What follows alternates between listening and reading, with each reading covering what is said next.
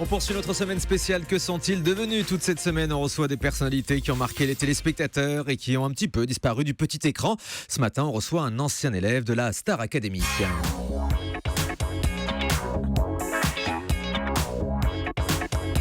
C'était la saison 3 de Star Academy, c'était en 2003. Notre invité ce matin avait été finaliste face à Élodie Frégé. Sa reprise de Gilbert Bécaud qui a volé l'orange avait connu un grand succès.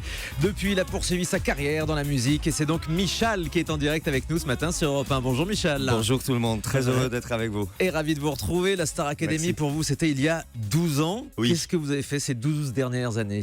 Écoutez, je suis en train d'enregistrer mon 5e album, donc déjà ça prouve qu'il y avait beaucoup de choses qui sont passées, beaucoup de concerts, beaucoup de bonheur. La musique est devenue mon métier, mon Vous quotidien. êtes resté dans la musique. Oui, tout à fait. J'imagine pas avoir fait autrement. Quel souvenir vous gardez de la Star Un Academy? souvenir très positif. Je pense que c'était un très bon tremplin.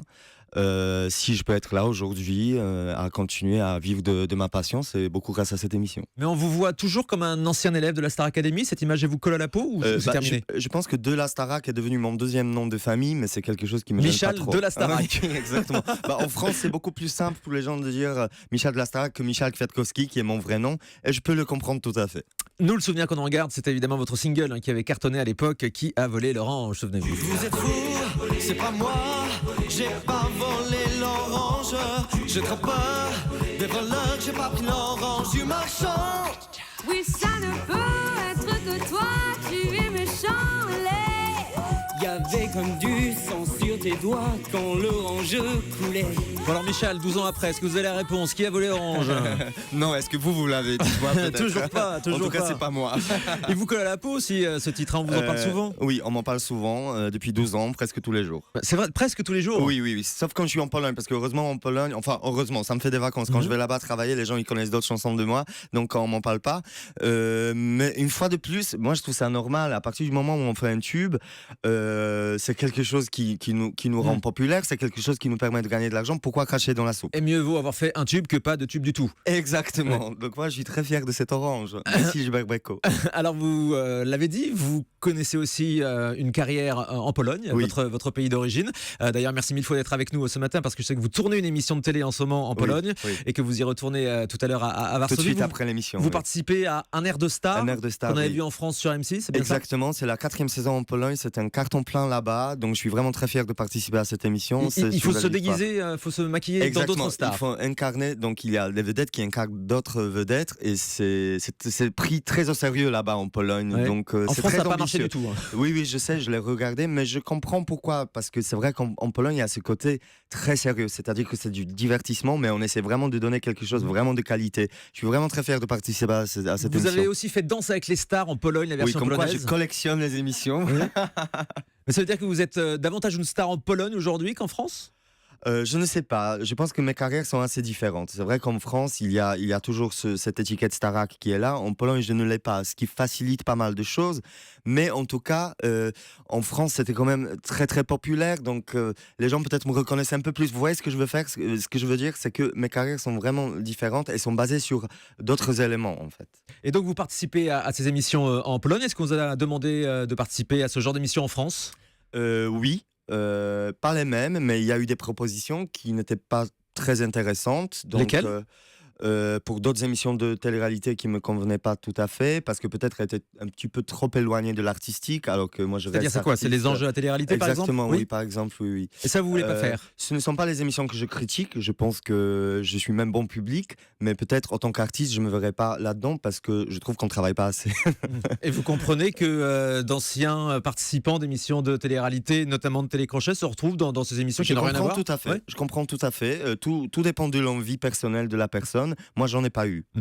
On se souvient à l'époque à la Star Academy, vous étiez en finale avec Élodie Frégé qui avait Oui. remporté cette Starac. Elle avait promis de partager ses gains avec vous. Elle l'avait vraiment fait? Oui, elle a vraiment fait, oui. Donc vous aviez été riche à un moment parce que c'était 1 million d'euros, c'est ça?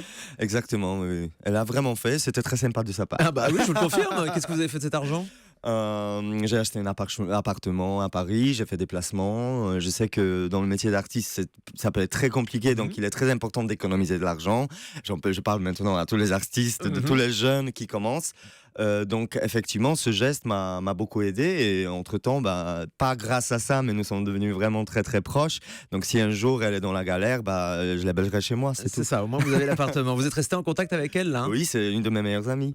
Elle a du mal quand même aussi à percer, Élodie Frégé. Son dernier album s'est vendu par exemple à 15 000 exemplaires seulement. Quand vous vendiez à l'époque des milliers et des milliers d'exemplaires des albums de la Star Academy, quand on passe plus à la télé, c'est difficile de vendre des albums. Je Michel, pense que le marché n'est plus du tout le même, donc on peut vraiment pas comparer. Moi, je pense qu'Élodie, elle a trouvé sa place et c'est le plus important. Je pense que malheureusement, les chiffres aujourd'hui ne reflètent plus vraiment l'artiste. Oui, parce qu'il y a le développement beaucoup du streaming, des téléchargements. Exactement, moi je me souviens, si on compare les ventes de mon premier album, de mon dernier, évidemment la différence elle est énorme, mais ça m'empêche pas de vivre de ma passion, de faire mes concerts. Ce qui veut dire qu'il se passe quand même beaucoup de choses. Malheureusement, ça reflète plus une carrière d'un artiste, les chiffres des ventes. Ni en France, ni en Pologne. D'ailleurs, là-bas, c'est encore pire. Quand votre deuxième album se vend à 2000 exemplaires seulement, Michel, vous êtes un peu déçu forcément. Bien sûr, il y a une déception, mais qui disparaît pendant les concerts. Vous auriez aimé avoir plus de succès? Bien sûr. Ah oui, je vous le dis honnêtement, mais j'ai 31 ans, donc j'en aurai encore plus. Ça, Vous pensez que la route est longue? Bien sûr, bien sûr. Et donc vous persistez toujours dans la musique avec ce 4e album qui sort? Avec le 4e album Chopin, etc., qui est sorti, 5e que je suis en train de composer en ce moment, je pense que j'ai beaucoup de chance d'en arriver là. Chopin, etc., ce sont des titres inspirés de l'univers de Frédéric Chopin, c'est ça? Exactement, j'ai décidé d'adapter les œuvres de Chopin, mon compatriote, et en faire des chansons pop, plus populaires, comme l'avait déjà fait Serge Gainsbourg avec La Mamie 16, par exemple, dans les années 80, ou Alain Chamfort avec Le temps qui court. Et voilà, ça a donné un album de 12 titres, dont je suis extrêmement fier. C'est un peu pointu peut-être quand même pour connaître un succès grand public? Bien sûr, pointu, mais quelque chose de très personnel dont j'avais très envie, et surtout, ça m'a permis de le sortir et en Pologne et en France, parce que c'est un projet un peu franco-polonais, ce qui fait que pour moi, c'est beaucoup plus intéressant. Et on va vous inviter dans les émissions en France pour parler de ce disque? Est-ce qu'on m'a invité? Oui. Oui, on m'a invité, oui, dans les émissions. Ouais. Oui, et l'accès à la télévision, il est facile aujourd'hui? Il n'est pas facile, mais c'est faisable. Faisable. Ouais. Élodie Frégé, on l'avait vu notamment dans Nouvelle Star aussi cette année. Hein. Elle était jurée dans l'émission. On vous a proposé, vous, d'être jurée dans Télécrochet? Non, mais c'est quelque chose qui pourrait m'intéresser éventuellement. Non, pour l'instant, je suis dans un air de star en Pologne, mais pourquoi pas faire ce genre d'émission? Parce que sans aucune prétention, je pense que j'ai vécu beaucoup de choses et parfois j'ai envie de partager tout ça avec d'autres gens qui commencent. Vous revoyez les autres élèves de la Star Academy 3? Il y avait Pachi, Sophie Saidi, Lucas, vous les revoyez tous ces gens-là? Élodie Frégé, comme j'ai dit, c'est une de mes meilleures amies et en plus, elle a écrit un texte et on a fait un duo sur cet album Chopin, etc., qui s'appelle Rien autour, notre deuxième duo de nos carrières. Pachi Garat, que je trouve extraordinaire, qui est un bon pote aussi. Et ça s'arrête là. J'embrasse les autres s'ils nous écoutent. Ça fait longtemps que je les ai pas vus. Mais vous savez, c'est un petit peu comme une colonie de vacances. On vit quelque chose de très fort ensemble. Et après, chacun fait sa route. En plus, on est des artistes, donc on fait des choses différentes. Je trouve ça normal. Et à l'époque, vous chantiez tous ensemble sur cette reprise de la bamba, souvenez-vous.